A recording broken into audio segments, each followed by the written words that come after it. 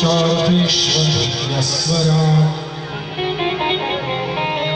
ते ब्रह्मरुदाय आदिकवये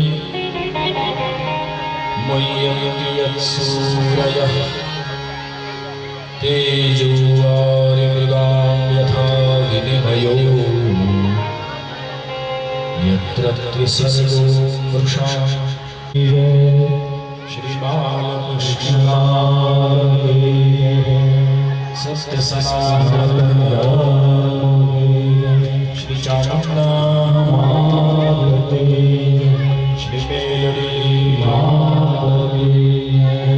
श्री शिवाय श्री जेठमा छतांय आपी दो घरना आंगणे बैठा हो तो देवो पड़े बार बीजी क्या कोई तो दઈએ છે तो घरे होई त्यारे अवश्य 12 स्कंद છે 335 अध्याय 18,000 श्लोक અને 1.5 લાખ અક્ષર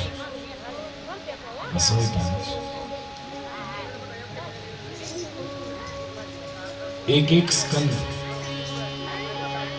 ભગવાનના અંગ સાથે પણ આ સ્કંદોની કલ્પના કરી છે. પહેલો સ્કંદ અધિકાર લીલા છે. જીવને જ્યાં સુધી ભગવાનની ભક્તિનો અધિકાર નથી મળતો ત્યાં સુધી જીવને ભગવાનની ભક્તિ નથી મળતી. ભગવાનની ભક્તિ જીવને ક્યારે મળે? અધિકારી થઈએ ત્યારે. અધિકાર ક્યારે મળે? જ્યારે અનુગ્રહથી જીવન જીવતા આગળ વધી ત્યારે. સૌને અધિકાર પ્રાપ્ત નથી. અધિકાર માટે પણ એક અધિકાંશ જોઈએ.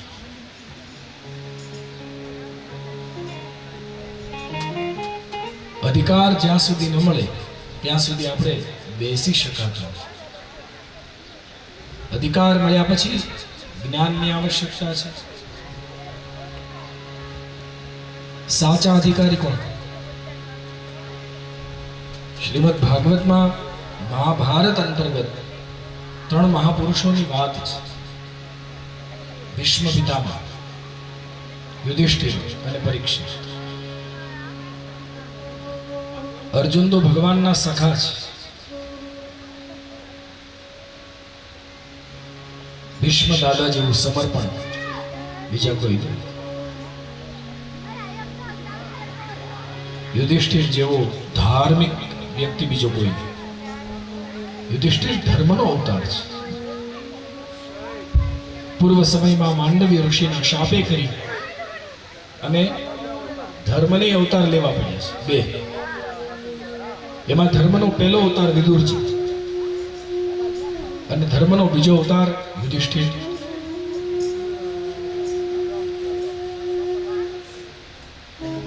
એની ચર્ચા છે. 4 દેશ આ બધું કરવા છતાં પણ પાછો ભગવાન તો બધાયથી અભિન્ન છે. ભગવાન બધાયથી જુદો છે. સર્વમાં ભગવાન અને ભગવાનમાં સર્વ. આપણે કહીએ બધું ભગવાનમાં છે તો જેમ બધું ભગવાનમાં છે ભગવાન એ બધામાં છે. ઈશ્વર સર્વભૂતાનાં પ્રત્યેષેર્જુન તિષ્ઠતિ.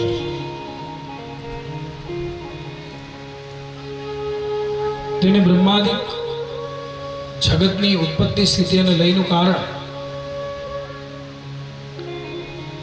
હૃદયમાં પ્રવેશી જ્ઞાનના રૂપમાં બ્રહ્માના હૃદયમાં ભગવાને પ્રવેશ કર્યો છે. અને આ જગતને રચવું કઈ રીતે તેની વ્યવસ્થા કરી છે. તે જ નારાયણ 3 રૂપમાં જુદો જુદો વ્યાપ્યો. એ નારાયણ બ્રહ્મા બની જગતને ઉત્પન્ન કરે છે. પણ આશ્ચર્ય કયું છે કે આખા જગતને બનાવે છતાંય ભગવાનના હૃદયમાં એવું અભિમાન નહીં કે મેં બનાવ્યું. આપણાથી સારો શીરો બની ગયો ને તો પાડોશમાં ચખાડીએ નહીં. જોક ચાખો ચાખી.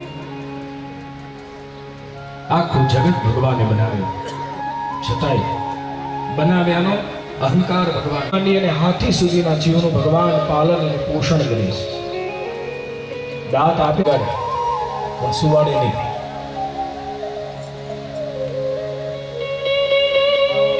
અને વાત એ સાચી છે. તો અહીંયા ઠાકોરજી બે ટાઈમ પાછો અન્ન પ્રસાદ લઈને જજો. એના કરતા જો આગ્રહ કર્યો છે, માન આપ્યું છે, તો પછી બેસી જાય. ન જાણે કોને આવું પરોવી દીધું છે આપણા બધાના મનમાં, મને સમજાતું નથી ખરેખર. ઘણાને કહીએ પ્રસાદ લઈને કેમ નથી જતું, તો કે ધર્માદાનું કેમ ખાવું? ધર્માદાનું ખાઈએ તો બુદ્ધિ સુધરી જાય, અને બુદ્ધિ સુધરે એ મને તમને ગમતું નથી લાગતું, એવું લાગે છે. જો બુદ્ધિ સુધરે તો આપણા મનમાં કપટ ન રહે.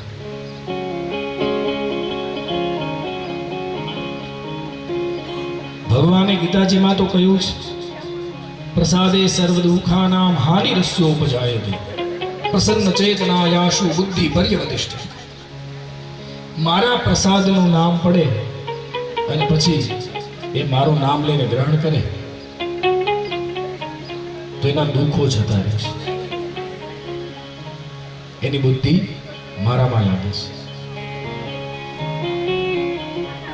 આપણે તો અહીંયા હણમતિયા કાળુ બાપુ, બગડાના ભજનદાસ બાપા, સતાધાર, વીરપુર આ બધે જઈએ તો ત્યાં પ્રસાદ લઈએ છીએ. 2 દિવસ આપણા બોલચાલ ફરી જાય છે.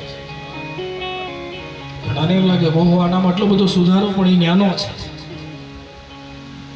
એ પ્રસાદ આરોગ્ય છે એનો.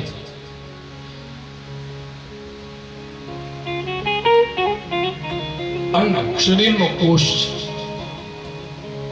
આ શરીરમાં 5 કોષ છે. अन्नमय कोश, जलमय कोश, वायु श्वास न लईए तो पण मृत्यु पामे, पाणी न पीए तो मृत्यु पामे, श्वास वगर कोई जीवी शकते नहीं, अन्न ग्रहण न करिए मृत्यु पामे. विज्ञान, विज्ञान એટલે શું? અત્યારે આપણે દેહને વિજ્ઞાનીના રૂપમાં જોડ્યો. દાંત વયા ગયા તો કે ચોખ્ઠું ન ખાઓ, એનો માર્ગ છે. આંખે ઓછું ભણાય તો કે ચશ્મા પહેરો. સંભળાતો નથી તો કે પેલા ઇયરબડ્સ લગાવો, સંભળાશે. વિજ્ઞાનનો ઉપયોગ કરવો પડે છે. આંખીઓ હોવા છતાંય બીજી આંખીઓ ચડાવીને જગતને જોવું પડે છે. આ વિજ્ઞાન.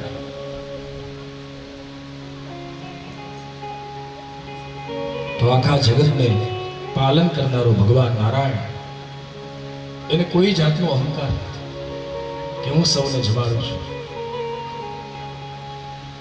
ભગવાનને અગરબત્તીને દીવા કરતો હોય, ભગવાન એને જીવાડે છે. અને અગરબત્તી દીવા નથી કરતો એને ભગવાન નથી જીવાડે. એ જીવે જ.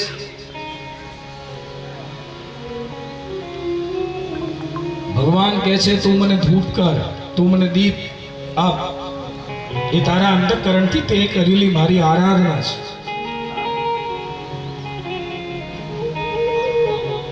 એટલે આ બધું કઈ મૂકી નથી દેવાનું.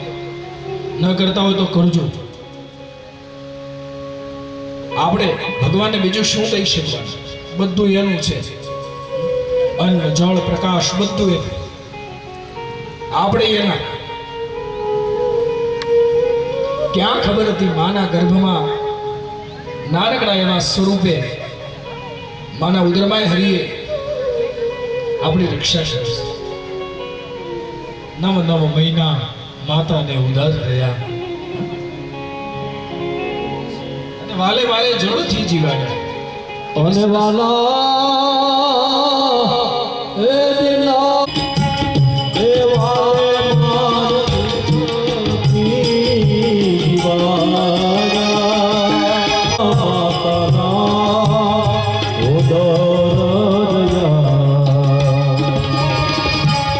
એ વા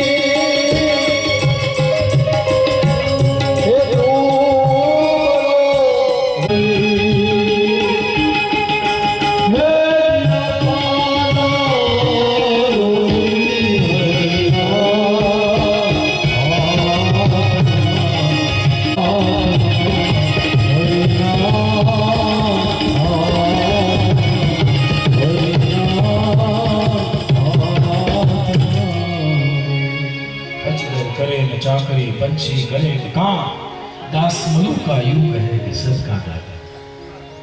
अजगर क्या जागरी करवाने जतो रोय ત્યાં નિરાતે ચણતા બધાયને આપે છે, કોઈને ભૂખ્યા જગાડે ખરા પણ ભૂખ્યા સુવાડે। છેવટે આખા દીમાં કાંઈ ન મળે ને તો જ્યારે હુવાન ટાણો થાય ને ત્યારે કોઈ કે લે આ ઠાકોરજીને ધરેલી પ્રસાદી છે, 2 બદામ અને થોડા હાકર કોળિયા ખાઈ લો એટલે ઊંઘ આવી જાય ઘરે। અને 2 બદામ કઈ ઓછું કામ કરે?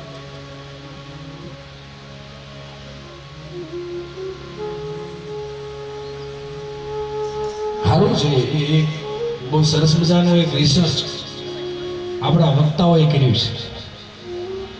ગુરુદેવ ભગવાન પૂજ્ય ભાઈશ્રી અવારનવાર કે ભગવાન જમવા નથી આવતો ને એટલે કાજુ બદામ ને દ્રાક્ષ મૂકીએ છે, બાકી જો એકાદ કોળીઓ ભરે ને એટલે બીજે દિવસ સીમ શરૂ થઈ જાય કે આ તો સાચું જમે। પણ આયા તો કાઠિયાવાડમાં તો ભગવાનને કહેવા વાળા છે કે તું બદામ ખાતો જ બદામનો શેરો ધરી દો પણ ખાતો। અને એટલે જ કીધું છે કાઠિયાવાડમાં કોક દી ભૂલો પડે ભગવાન તારા એવા કરું સન્માન કે તને સ્વર્ગ ભૂલાવું છે, તને સ્વર્ગ ભૂલાવી દઉં તો કોક દી આવ્યું તો ખરું। અને હાચો તમે જુઓ કૃષ્ણ ભગવાનની આ લીલા છે ને આ ભાગવત છે। ભગવાન 11 વર્ષ અને 52 દિવસ ગોકુળમાં રહ્યા, ભગવાન 14 વર્ષ મથુરામાં રહ્યા અને સૌથી વધારે જો રહ્યા હોય અહીંયા દ્વારકામાં 125 હવા હો વર ઠાકોરજી અહીંયા રહ્યા છે। હું કામ આપણે બધાનો પ્રેમ, આપણો સૌનો ભાવ, અહીંયા તો મહેમાનો નહીં મેં જેવું માન મળ્યું અને એ ભૂમિમાં ભગવાન આવે તો ભગવાનને કેટલું માન મળે। સૌરાષ્ટ્રની ભૂમિ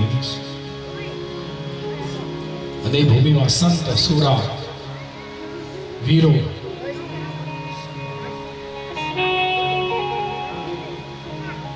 મીરાબાઈ જન્મ્યા ક્યાં?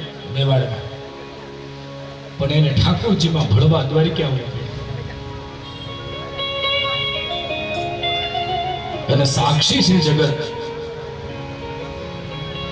છેલ્લા સમયમાં નૃત્ય કરતા કરતા કરતા મીરાબાઈ હરી હરી હરી હરી કરીને હરીમાં ભળી ગઈ। 2 મહાપુરુષો એવા છે કે જેને ભગવાને પોતે સ્વીકારી લીધા। એક મીરાબાઈ દ્વારિકામાં ભળી ગયા અને બીજા ચૈતન્ય મહાપ્રભુ એ હરી વિઠ્ઠલ વિઠ્ઠલ વિઠ્ઠલ વિઠ્ઠલ કરી અને ભગવાનમાં ભળી ગયા। તો એ જગતનો ઈશ્વર, જગતનો ઈશ્વર છે। એ જ નારાયણ જરૂર પડે ત્યારે જગતનો સંહાર કરે છે, તો સંહાર કરે છે પણ એને શોક નથી। અને આપણા હાથે કંઈક નુકસાન થયું હોય તો આપણને કેટલું થાય, ઓહો મહા મહેનતે આ બધું ઊભું કર્યું હતું।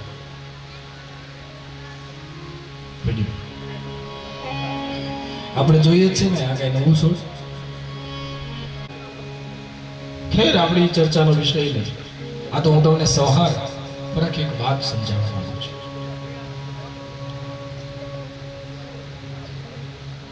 મોહયંતી યત સૂરય, જેનાથી દેવતાઓ મોહિત થાય છે। પંચભૂતનો આધાર ભગવાન લે છે, તેજ, ભારી, વૃદામ, 3 સર્ગથી ભગવાન યુક્ત છે। ધામના સ્વેન સદા નિરસ્ત ગોહમ, જેની ધારણા એનું ધ્યાન છે। એવા સત્ય સ્વરૂપ પરમાત્માને હું એક નહીં, વક્તા અને શ્રોતા જ નહીં પણ અમે સૌ વંદન કરીએ છીએ। સૌના ભેગા વંદન, અને બધા ભેગા મળીને વંદન કરે ને એમાં આનંદ છે। વ્યક્તિ આવેદન પત્ર લઈને ગયો હોય તો કદાચ એનો પટાવાળો એને અંદર ન જવા દે કે સાહેબ હમણાં કામમાં છે પછી આવજો, પણ આખું ગામ ગયું હોય તો સાહેબ બહાર આવે ખુશી એમાં વૈકુંઠ વાળાને આપણે આપણી ભાવનાનું આવેદન પત્ર લઈને જવાનું છે. આપણે બધા ભેગા થઈને જઈએ તો એને ઉતરવું પડે નીચે. એ આપણી ભાવનાનો અને પ્રાર્થનાનો સ્વીકાર કરે. સત્ય સ્વરૂપ પરમાત્માને વંદન કરે છે. બીજા શ્લોકમાં ભાગવતમાં આયોજિત થયેલા વિષયોનું નિરૂપણ છે. ધર્મ પ્રોજ્જકેતવોત્ર પરમો નિરમત્સરાણામ સતામ વેદ્યમ વાસ્તવમત્ર વસ્તુ શિવદમ તાપત્રયોન્મૂલનમ શ્રીમદ્ભાગવતે મહામુનિકૃતે કિં વા પરેરીશ્વરઃ સત્યોરુગ્યવર ધર્મનું નિરૂપણ છે. સજ્જનોના નિષ્કપટ ધર્મનું નિરૂપણ. આજે મેન તમે ધર્મને નગારા તગારા અને તાવડામાં બાંધી દીધો. ધર્મને માત્ર નગારું તગારું અને તાવડો સમજાય છે. મંદિર હોય, ગામમાં મંદિર હોય એટલે ત્યાં નગારું રાખ્યું. બે ટાઈમ આરતીના સમયે પૂજારી બાપા નગારાની ચાપ પાડીને આરતી ઉતારે. પછી ઉત્સવ પ્રસંગ આવે ત્યારે તાવડો ભરીને પ્રસાદ બનાવ્યો. સૌ આવતા જાય, પોતપોતાની અનુકૂળતા અનુસાર લેતા જાય. અને વળી પાછો જીર્ણોદ્ધાર કે રિનોવેશન કરવાનું થાય એટલે તગારું ભરીને માટી સિમેન્ટ. માત્ર નગારું અને તગારું અને તાવડો એ ધર્મ નથી. ધર્મને પાણીની પણ સંજ્ઞા નથી આપી, યાદ રાખજો. ધર્મને પાણી કહીએ તો પાણી તો પી લે એટલે પ્યાસ બુજાય છે. વાત થઈ ગઈ પૂરી. તો ધર્મની શું કિંમત એટલી જ છે. ધર્મને પૈસો એ નથી કીધો, પૈસો કે તો વપરાય જાય. ધર્મને ન પાણી કહ્યું છે, ધર્મને ન પૈસો કહ્યો છે. કોઈ એક ચિંતનીય મહાપુરુષે બહુ સરસ મજાની વાત કીધી કે સાચો ધર્મ કયો? માનવતા. માણસ માણસ બને. આજે તકલીફ એ છે માણસ માણસ નથી બનતો. આપણે સાહિત્યકારો કહે ને કે ગધાડા પણ એક માણસ છે એને વારે એ ભાઈ હવે તો માણસ થા. હાથ જોડી જોડીને કેવું પડે. તો વિચારો આપણે કેટલા હદે ઉતર્યા હશું નીચે.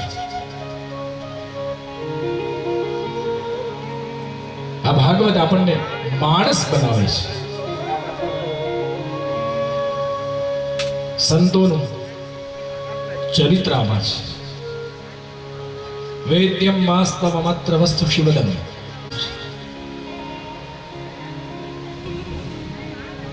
શ્રીમદ ભાગવતમાં જે લખ્યું છે તે બીજે કદાચ ક્યાંય મળે કે ન મળે.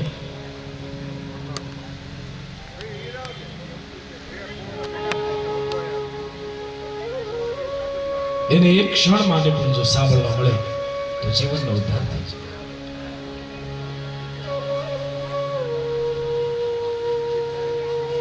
કોઈ મહાપુરુષ એવું કહે છે કે આજે મંદિરમાં ધાર્મિકતા નથી દેખાતી.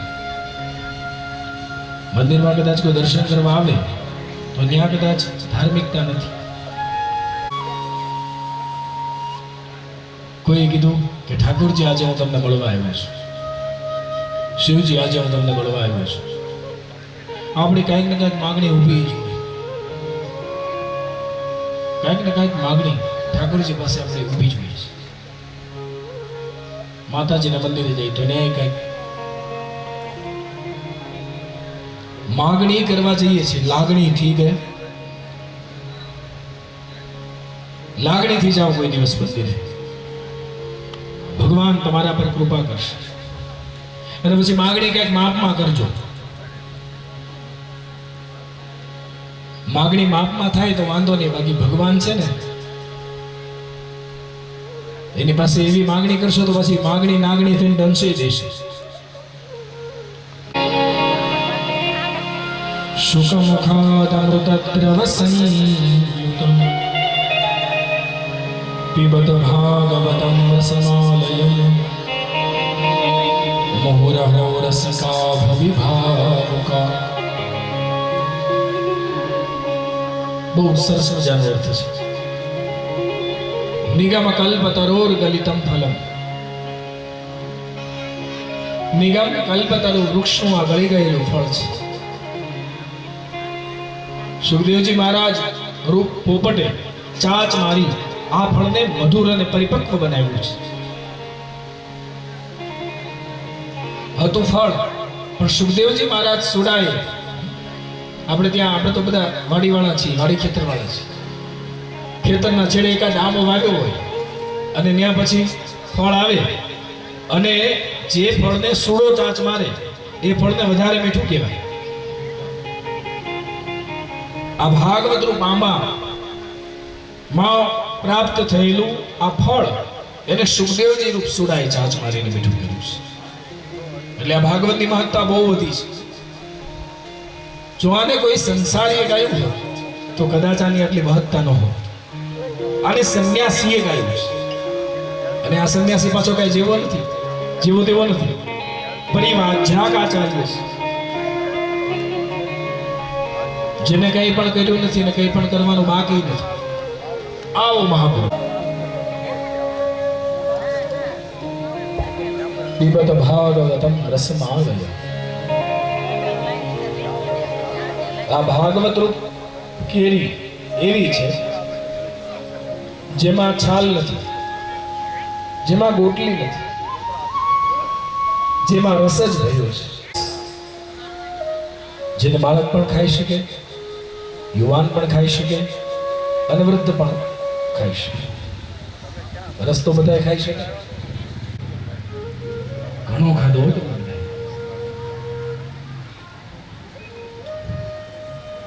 હોવો જ જોઈએ. રસ તો ભાવે છે આમ ઘેટીથી. એ રસમાં આપણને કેટલી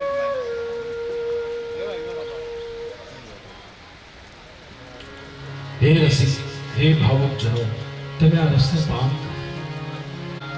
પાન કરો, પાન કરો, પીવો પીવો પીવો પીવો કે મુહુરો. પછી નૈમિષારણ્યની પરિષદમાં સંવાદની વાત ફરી આવી છે. નૈમિષે નિમિષક્ષેત્રે ઋષય શૌનકાદય સત્રમ સ્વર્ગાય લોકાય તત્રૈકાગતો મુનયઃ પ્રાસુતમાસીનં પપ્રચ્છુરિદમાદરા.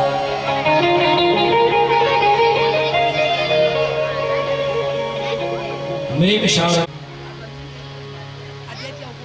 સાધુ સંતો ઋષિ મુનિઓ બ્રાહ્મણ તુલ્ય 5 જ્ઞાતિઓ એવી છે જેના હૃદયમાં સૌનું સારું થાય એવો ભાવ છે. પેલો બ્રાહ્મણ સમાજ, બીજો સાધુ સમાજ, ત્રીજો ચારણ સમાજ, ચોથો બારોટ સમાજ અને પાંચમો જોગી સમાજ. એક બ્રાહ્મણ છે અને બીજા બ્રાહ્મણ તુલ્ય છે, જેને પોતાનો સ્વાર્થ નહીં પણ જગતનું હિત થાય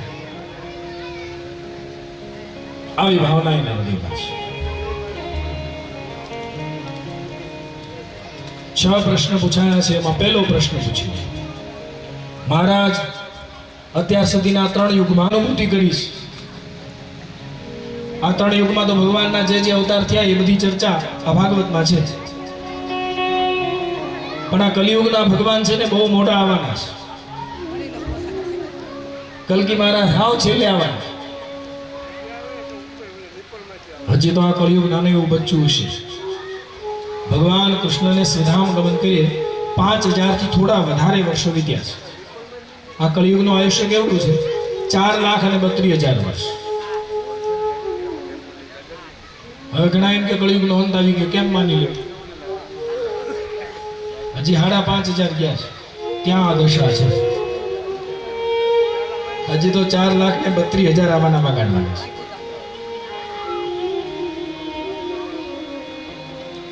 કલિકાલ એમાં ભગવાનની અવતાર ભૂમિકા થોડી દૂર છે. એટલે એ સમયે આ કલિયુગી જીવોનું કલ્યાણ થાય એના માટે તમે કયું સાધન નક્કી કર્યું છે એમને બતાવો. મહારાજ, શાસ્ત્રો ઘણા છે, પુરાણો ઘણા છે, વેદ ઘણા છે. આ બધું જો ભણવા બેસીએ, આ બધું સાંભળવા બેસીએ તો એટલો સમય હવે માણસ પાસે નથી. ઘણાને પૂછીએ તો કે મરવાનો ટાઈમ નથી. યમરાજ આવે ત્યારે કહેજો સમય, તો સમય ક્યાં છે?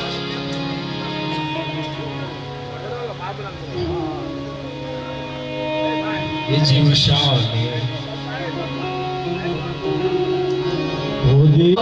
તાર દેવું પડામ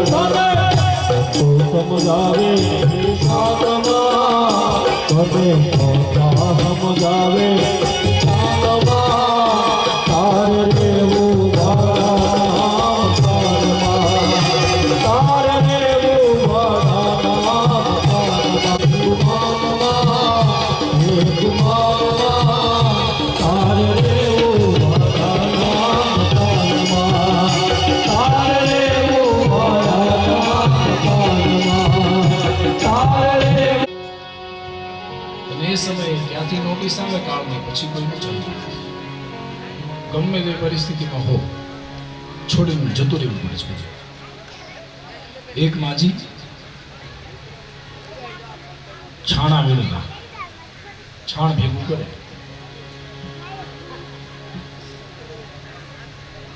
અને દરરોજ બપોરનું ટાણું થાય એટલે પછી એક દિવસ કંટાળ્યા.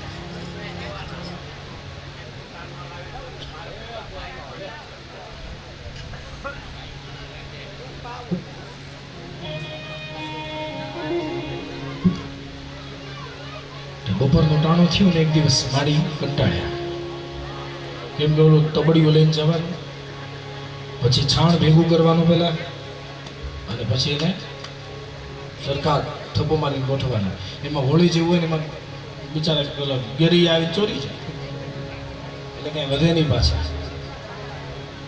એક માજી છાણ ભેગું કરીને કંટાળ્યા અને ભગવાનને પ્રાર્થના કરી, હે ભગવાન, હવે મારી દોરી ખેંચી લે. ભગવાન કે ક્યારનો ખેંચો, અહીંયા પિંડલા થઈ ગયા છે, તમારે આવવું નથી.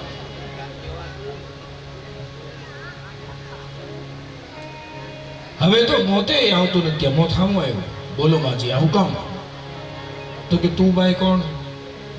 માં તમે યાદ કર્યું ઈ, હું મોત, મૃત્યુ. શું કામ હતું? ઠીક લે, હવે આવ્યું તે ભલે આવ્યું. આ છાણાનું તબડિયું છે ને માથે મૂકે, મોત આવે ત્યારે છાણના ટોપલા માથે મુકાવીએ છે. મરવું મરવું એમ કહેવું સહેલું છે, બાકી મોત આવે ત્યારે એને સ્વીકારવા કોઈ તૈયાર નથી. અત્યાર સુધી આટલી કથાઓ અને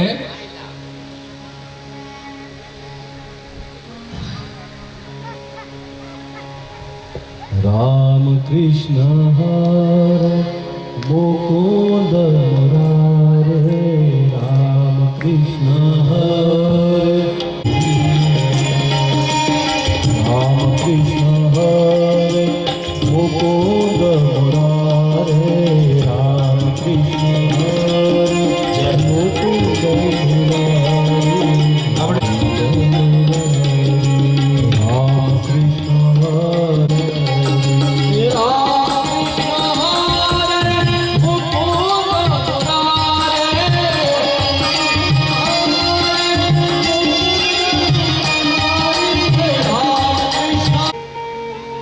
કથા નહીં, પણ અમને કથાઓનો સાર સમજાવે. આ બધી કથાઓ તો ક્યારે સાંભળી રહીએ શું ખબર, કથાનો સાર સમજાવે. ત્રીજો પ્રશ્ન કર્યો, મહારાજ ભગવાન દેવકી અને વસુદેવને ત્યાં પુત્ર રૂપ લઈ અવતાર ધારણ કરી શા માટે આ ધરા પર આવ્યા, એ અમને સમજાવે. ચોથા પ્રશ્નમાં પૂછ્યું છે, ભગવાન એક નહીં ઘણી વખત આ ધરા પર અવતાર લઈ અને આવે છે, તો કેટલી વખત આવ્યા અને કેટલા અવતારો લઈ આવ્યા એ બતાવો. અને ત્યાર પછીના પ્રશ્નમાં પૂછ્યું, ભગવાન તો જ્યાં છે ત્યાંથી સર્વત્ર એમની સત્તા છે, અને ગમે ત્યાં રહી અને ગમે ત્યાંથી એ પોતાના કમાન્ડ ઓબ્ઝર્વ કરી શકે છે. ભગવાનને અહીંયા આ ધરા પર આવી અને પોતાની સત્તા વ્યાપ્ત કરવી પડે છે, એ શા માટે બતાવો. અને છેલ્લો પ્રશ્ન ખૂબ સરસ પૂછે છે,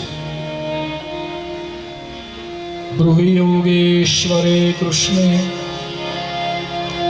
બ્રહ્મણ્યે ધર્મવર્મણિ સ્વામ કાષ્ઠામધુનોપેતે ધર્મહગમ શરણં ગતઃ. મહારાજ, ભગવાન જ્યારે આ ધરા પર નથી હોતા,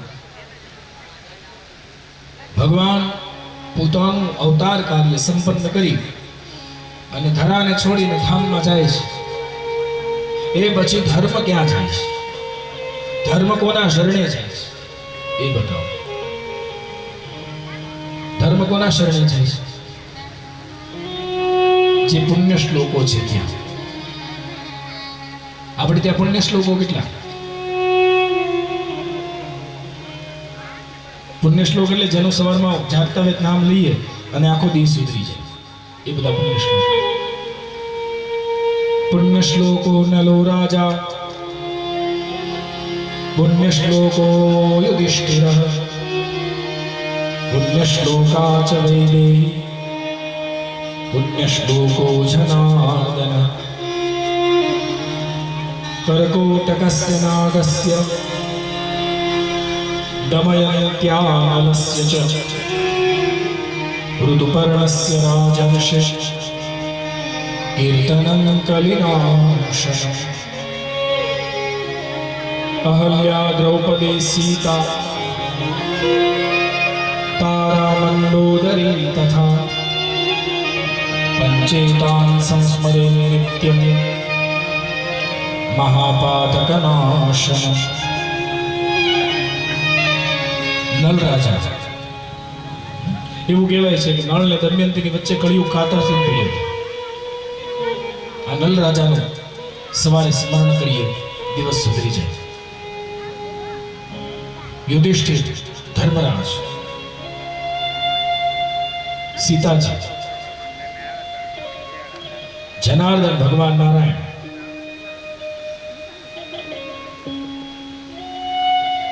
આ બધા પુણ્ય શ્લોકોના નામ લઈએ, આખો દિવસ સુધરી જાય. આ બધા પુણ્ય શ્લોકોની પાસે ધર્મ રહે છે.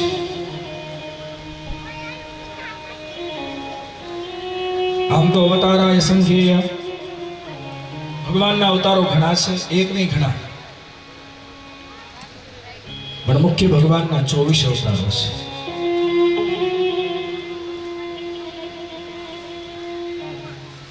છ અવતારો બ્રાહ્મણના રૂપમાં ભગવાને ધર્યા. આપણને આશ્ચર્ય થાય કે જ્યાં હોય ને બ્રાહ્મણ બ્રાહ્મણ બ્રાહ્મણ બ્રાહ્મણ કેમ? વર્ણા નામ બ્રાહ્મણ ગુરુ.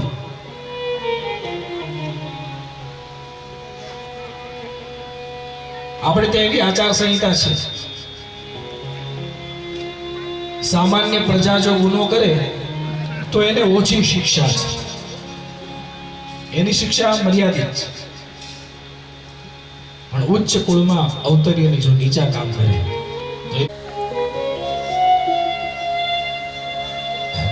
જાદુ બાબા કે ઊંચા કોણનો આદમી નીચા કરે જો કામ તો ભવાઈ ભોમમાં નામ સાચું હોરઠિયો બને.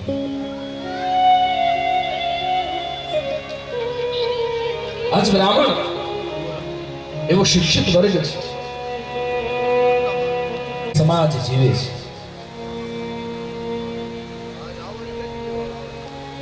ગુરુ છે એટલે ભગવાને 6 અવતાર કીધા. પહેલા અવતારમાં ભગવાન સનકાદી બની આવ્યા, સનક, સનંદન, સનાતન અને સનત કુમાર. 5 વર્ષના બાળક બની ભગવાને બ્રહ્મચર્ય વ્રતનો ઉપદેશ આ જગતને કર્યો.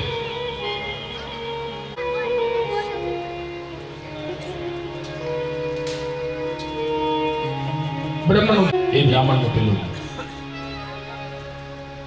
બીજા અવતારમાં ભગવાન નારદ બન્યા.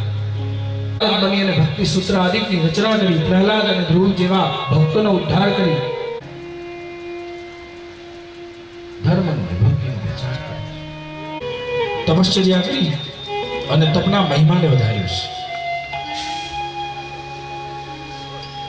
5મો અવતાર ભગવાનનો સાંખ્ય, જે અવતારમાં ભગવાને આમ તો ઘણા છે ને જ્ઞાની હોય એની પાસે પ્રવચન કરે, પણ ભગવાને વિચાર કર્યો કે જ્ઞાનીની સામે તો હાવ બોલો, પણ અજ્ઞાનીની સામે બોલવું ને એ મહત્વતા છે.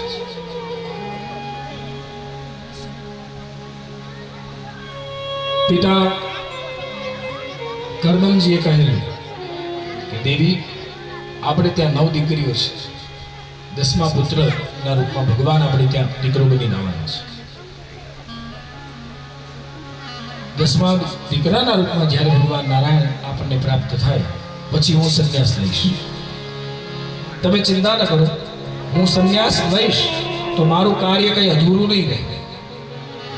જે ઉપદેશ મારે તમને કરવાના છે એ ઉપદેશ ભગવાન દીકરો બની અને તમને કરશે. સાંખ્યનું જ્ઞાન દેવા માટે ભગવાન કપિલ બન્યા છે. ત્યાર પછીના અવતારમાં ભગવાન દત્તાત્રેય બન્યા.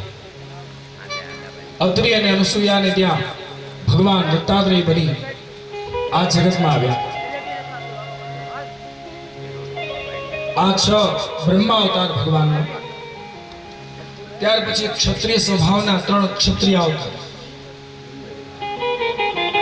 બ્રાહ્મણ, ક્ષત્રિય, વૈશ્ય અને ક્ષુદ્ર, આ 4 ચરણ ભગવાને જ સ્વયં નિર્માણ કર્યા છે. આ 4 સ્વયં ભગવાને જ બનાવ્યા છે. તો એની અનુકૂળતા પ્રમાણે ભગવાને વ્યવસ્થા પણ આપી છે. રુચિ અને અગૃતિ દ્વારા ભગવાન યજ્ઞ નારાયણ બનીને આવ્યા. એટલે ભગવાનની આરાધના કરવા માટે આપણે કોઈ પણ યજ્ઞની આવશ્યકતા પડે. આપણે બેઠા છીએ કેમાં છે? યજ્ઞ છે. યજ્ઞમાં અગ્નિ હોય ને, આહુતિ દેવી પડે. આપણે ત્યાં ગામડામાં તો નિયમ છે, જે કોઈ યજ્ઞમાં જાય એ પછી ઘી લેતા જાય, તલ લેતા જાય. પોતે આહુતિ આપી શકે કે ના આપી શકે, પણ ત્યાં પછી જે ભંડોળ જમા થતું હોય એમાં ભેગું કરે એ આહુતિ દેવાય. આપણી સામે આ ભાગવતજી રૂપ અગ્નિ છે.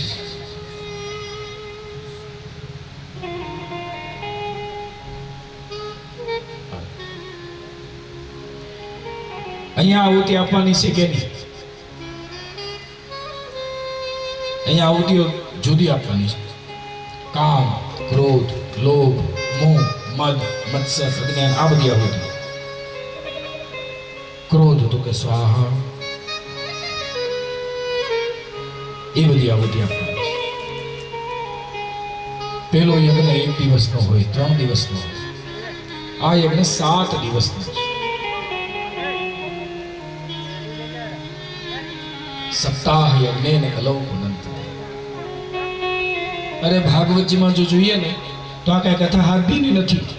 તમે યાદ રાખજો, આ તો સુખદેવજી અને પરીક્ષિતના સંવાદમાં પરીક્ષિત પાસે માત્ર 7 દિવસ રહ્યા હતા, એટલે 7 દિવસ. બાકી સ્કંદ પુરાણ અંતર્ગત મહાત્મ્ય છે, એમાં તો લખ્યું છે ભગવાન નારાયણ ક્ષીરસાગરમાં લક્ષ્મીજીને 1 મહિનાની કથા સંભળાવે છે. ભાગવત ત્યાં લક્ષ્મી અને નારાયણ વચ્ચે 1 મહિનો ભાગવત ચાલે છે. બ્રહ્મલોકમાં બ્રહ્માજી પાક્ષિક કથા એટલે 15 દિવસની કથા કરે છે. કૈલાસમાં ભગવાન સદાશિવ ઋતુપારાયણ એટલે 6 મહિનાની કથા કરે છે. આપણે પણ પહેલા ડોંગરજી મહારાજને એ બધા મહાન વક્તાઓ જ્યારે કથા વાંચતા ત્યારે 9 દિવસની કથાઓ થતી, નગા ગાથા. 1-2 કથાઓ 12 દિવસની વાંચવા મળી છે.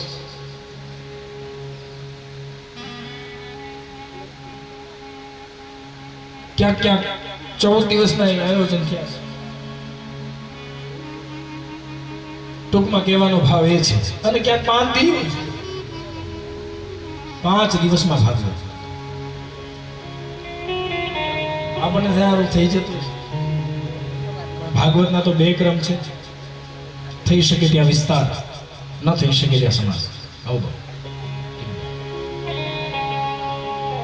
થઈ શકે ત્યાં વિસ્તાર, ન થઈ શકે ત્યાં સમાસ. આ 2 પદ્ધતિઓ આપણે ત્યાં આપી છે.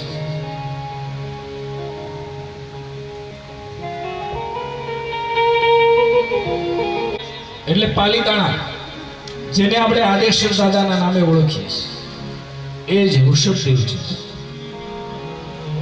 જૈનોના પ્રથમ તીર્થંકર. એ પણ ક્ષત્રિય અવતાર છે.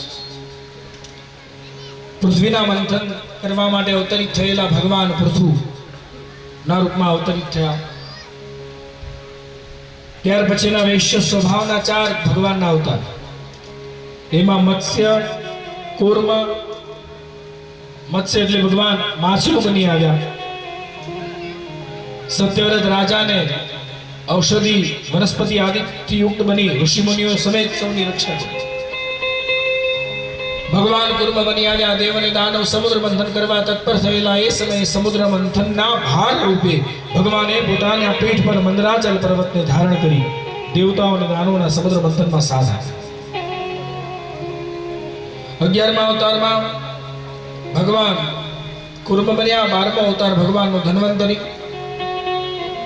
અમૃત બંધનના સમયમાં અમૃતનો કુંભ લઈને પ્રગટ થયેલા ધન્વંતરી, જેને આયુર્વેદના પ્રણેતા પણ કહેવાય છે. 13મો અવતાર ભગવાનનો મોહિની. ભગવાનનો મોહિની અવતાર એટલે કેવો? જગતની સૌથી સુંદરમાં સુંદર સ્ત્રીનું સૌંદર્ય જ્યાં પૂરું થાય ત્યાંથી મોહિનીનું સૌંદર્ય શરૂ થાય. આવો ભગવાનનો દિવ્ય સ્વરૂપ, જેમાં દેવતાઓ મોહિત થઈ ગયા. હાથમાં અમૃતનો ઘડો હતો, પણ આ સૌંદર્યને જોઈને રહેવાયું નહીં. ભગવાને મોહિની અવતાર લીધો. ત્યાર પછીના 2 ભગવાનના પુષ્ટિ અવતાર, જે થવાના નહોતા, જે તત્કાલ થયા. પહેલો નૃસિંહ અવતાર, પ્રહલાદજીની રક્ષા કરવા ભગવાને થાંભલાને બાપ બનાવ્યો. થાંભલો ફાડીને ભગવાન અવતરિત થઈ ગયા.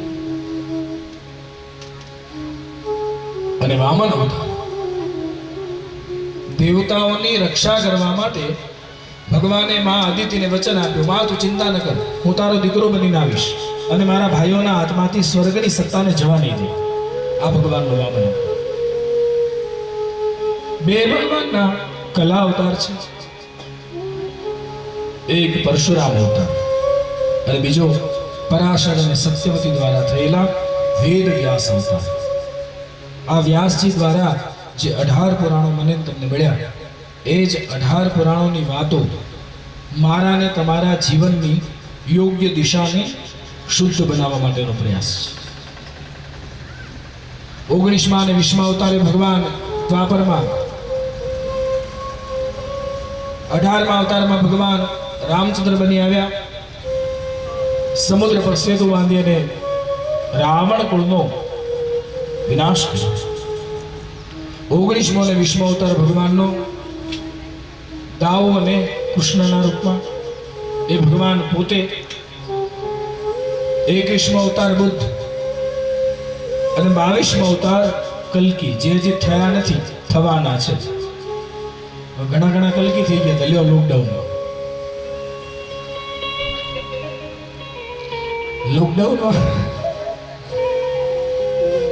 હું કલ્કીનો અવતાર છું. મેં બધાને ગોઠવ્યા છે. પાછા પેલા જાથાવાળાને પૂછવા ગયા કે તમે ક્યાંથી આવ્યા હતા, તો બાણા બંધ કરી દે. ભગવાનને ક્યાં હંતાવાની જરૂર પડે? એ તો પ્રગટ થઈને જવાબ આપે ને. હવે આ એના ઘરનું ઠેકાણું નથી, કલ્કી થઈ જાય.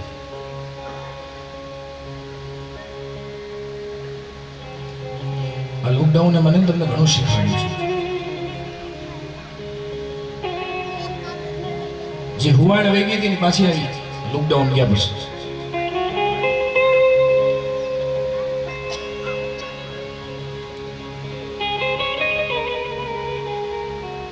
ખેર, તો કલ્કી હજી થયા નથી એટલે કોઈએ કલ્કી માની એની પૂજા કરવી નહીં. ઘણા તો ફોટા રાખી રાખીને એની આરતી ઉતરતા હોય. આ તો કલ્કી ભગવાન છે. ખોટી વાત છે. આવા ધર્મનો પ્રચાર અને પ્રસાર કરવા માટે ખોટું પાખંડનું રૂપ લઈ અને આપણને ઝુકાવવાનો પ્રયત્ન કરશે, આપણે નહીં ઝૂકીએ.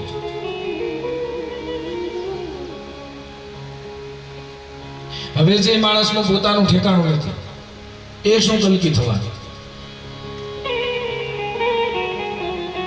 કલ્કી થઈ જાય છે. કોઈના આંસુ લૂછવાની મારા તમારામાં શક્તિ નથી.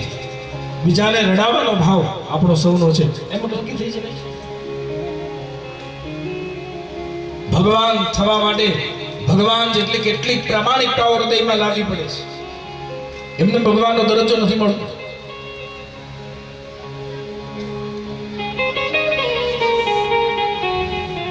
બાવીસમો અવતાર તે કલ્કી. 23મો અવતાર હરિ અવતાર. જે હરિ અવતારે ભગવાને 2 કામ કર્યા. પહેલું ધ્રુવજીને મધુવનમાં જઈ 5 જન્ય શંખનો ગાલે સ્પર્શ કરીને મુક્ત કર્યા. બીજા ભક્ત ગજેન્દ્રને ત્રિકુટાચલ પર્વતના ઋતુમાન ઉદ્યાનના સરોવરમાંથી મગરના મોઢામાંથી છોડાવી અને મુક્ત કર્યા. ગ્લાનિર્ભવતિ ભારત અભ્યુત્થાનમ અધર્મસ્ય તદાત્માનં સૃજામ્યહં પરિત્રાણાય સાધૂનાં વિનાશાય ચ દુષ્કૃતાં ધર્મ સંસ્થાપનાર્થાય સંભવામિ યુગે ધર્મ સંસ્થાપનાર્થાય સંભવામિ યુગે. રામચરિત માનસ પણ કહે છે વિપ્રધેનુ સુરસંતહિત લેન મનુજે અવતાર નિજ ઈચ્છા નિર્મિત તનુ માયા ગુણ ગોપાલ. વિપ્ર એટલે બ્રાહ્મણો, ધેનુ એટલે ગાય માતાઓ, સુર એટલે દેવતાઓ, સંત એટલે સજ્જનો. એ બધાને માટે ભગવાન મનુષ્ય રૂપમાં અવતાર લઈ અને આ ધરા પર આવે છે.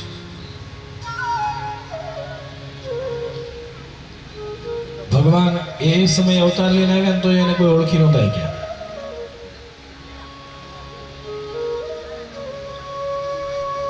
અને તત્સમયનો જે તત્કાલ અવતાર હોય છે આપણે તેને ઓળખી નથી શકતા. પછી જાય પછી આપણે યાદ થાય ઓહો એ તો અમારી હારી રહેતા. પછી આપણને આવો ભાસ થાય છે. અને ભગવાનની પાછા કેટલા દયાળુ છે. આ સમયમાં જો શંખ ચક્ર ગદા પદ્મ લઈને ભગવાન આવે ને તો આપણે ઓળખી ન શકીએ. તો આપણે એને પૂછીએ તમે કઈ નાટક કંપનીમાંથી આવ્યા?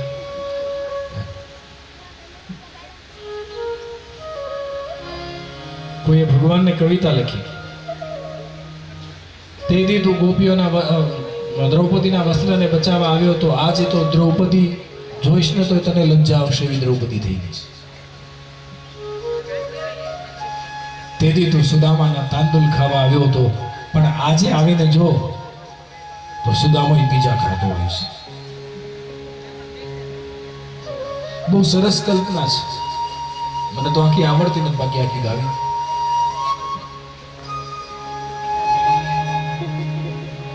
ધર્મના નામે બીજું બધું થાય ને ચલાવી શકીએ, સ્વીકારી શકીએ, પણ ધર્મના નામે દંભ ન થવું જોઈએ. ધર્મના નામે કપટ ન થવું જોઈએ. ધર્મના નામે કોઈનું અહિત થાય એવું ન થવું જોઈએ.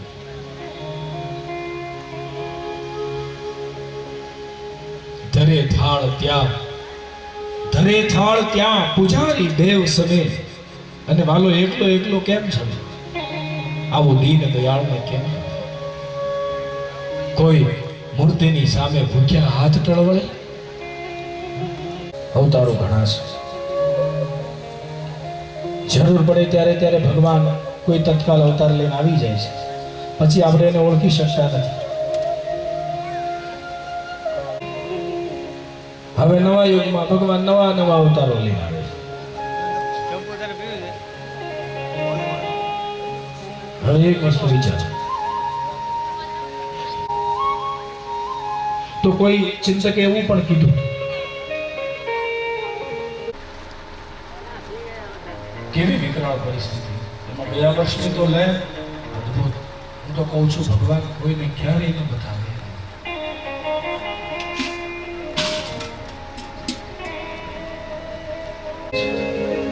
એના હૃદયમાં પણ ભાવ છે.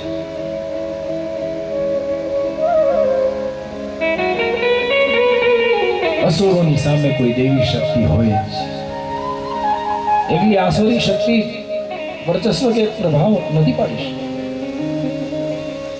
તમે ગમે એટલું ખરાબ કરવા ઈચ્છો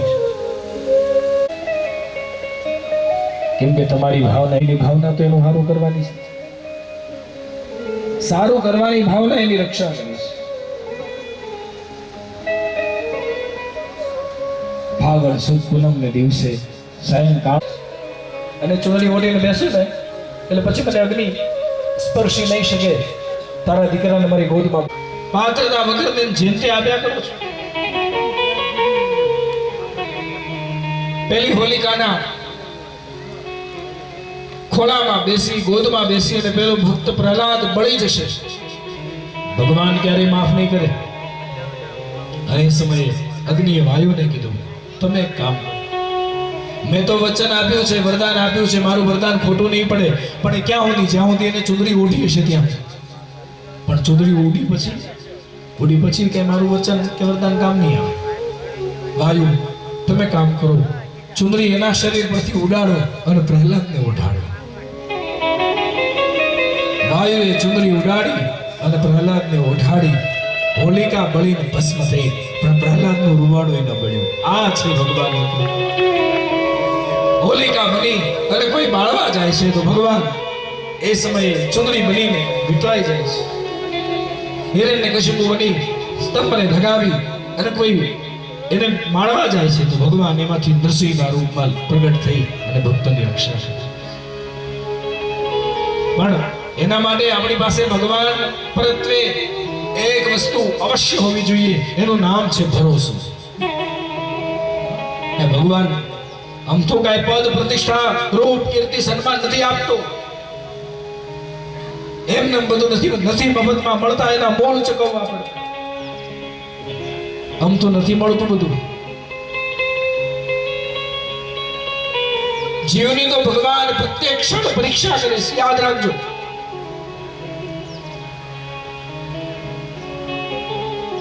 અરે તમે શાકભાજી લેવા જાઓ તો કાચું કે સડેલું રીંગણું લ્યો છો? 3 વાર તો રીંગણા જોશે, કેવું છે કેવું નહીં. તો ભગવાનને જેને એને એના ભક્તની દીક્ષા આપી છે, ભગવાન એની પરીક્ષા કરશે. અને કવિએ કહ્યું છે, પ્રભુ તારી કસોટીની પ્રથા સારી નથી હોતી, જે સારા હોય છે એની દશા સારી.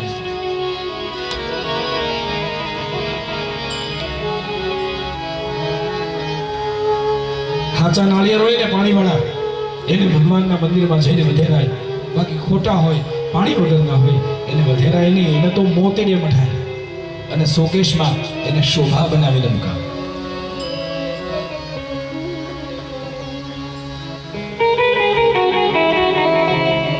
ભક્તની ભગવાન કસોટી કરે છે. પણ એ કસોટીમાંથી ખરો ઉતરે ને પછી ભગવાન એની ઉપર કૃપા એવી કરે છે. એટલે તો ભગવાને કીધું કે ભૂખ્યો સુવાડું, ભોય પછાડું અને તનની ખેંચું ખાર, એ પછી પણ જો ન ડગે તો કરી દઉં.